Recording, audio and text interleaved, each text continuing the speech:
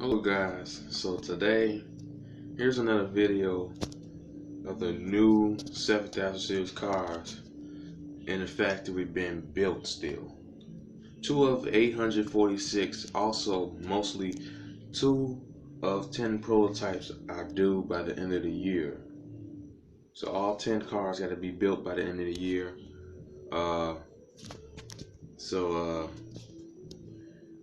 They're gonna, it's been 55 years back in 1964 when the last rail car factory shut down. So I'm gonna show you this video of how they're gonna build the new cars.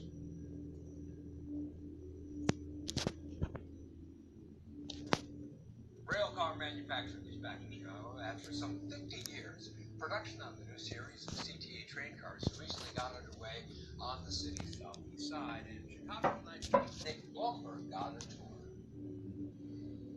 CRRC America's brand new facility was built after the company was awarded the CTA contract in 2016. Workers spent a month training in China, where the company is based. Earlier this month, components for the new rail cars started getting delivered. Production manager Brian Vasquez gave us a tour. This is the beginning and the end of our process right here on the gantry crane area. While the contracts faced criticism because it went to a Chinese-owned company, CRRC says there aren't any firms in the U.S. that make rail cars, and it stresses that 70% of the components are sourced from American companies.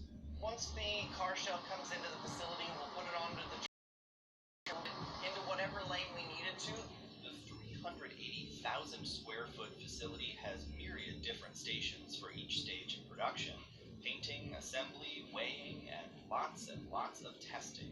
One station is set up to replicate the dimensions of the narrowest places CTA trains navigate. We're making sure that when the car pulls into a platform, or if it pulls into a tunnel or something like that, that the car shell, the components, the hoses, and the cables do not touch anything.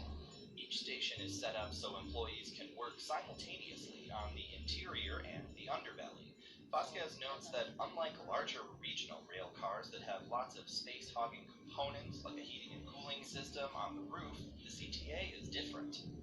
With this particular car, all of those components are underfloor, so it's kind of like a massive jigsaw underneath to figure out how to get all those major components underfloor at one time.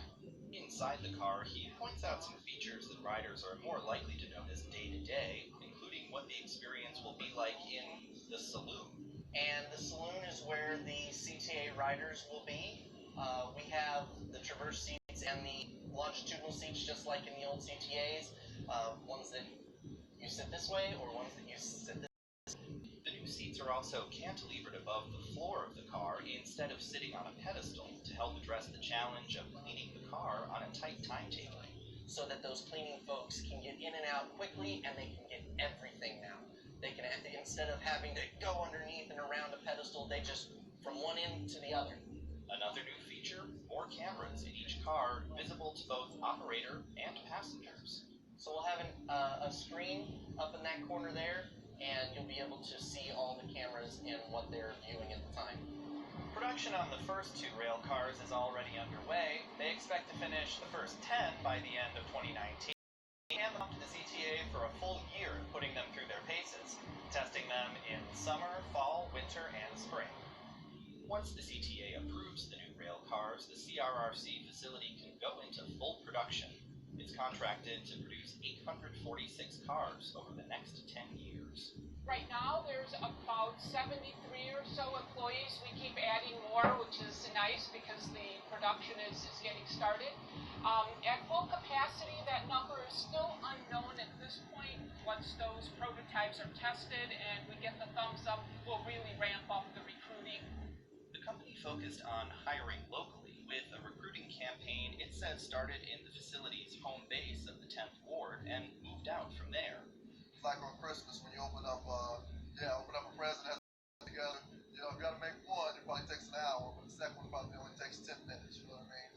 Even though workers are still getting up to full speed, the company eventually hopes to land contracts in other cities to keep the facility busy for many years to come. we haven't built trains here in Chicago for many decades now, and to be a part of a team and a company that's making trains from scratch that'll actually be running on CTA lines is almost unbelievable. It's surreal. For Chicago Tonight, I'm Nick Blumberg.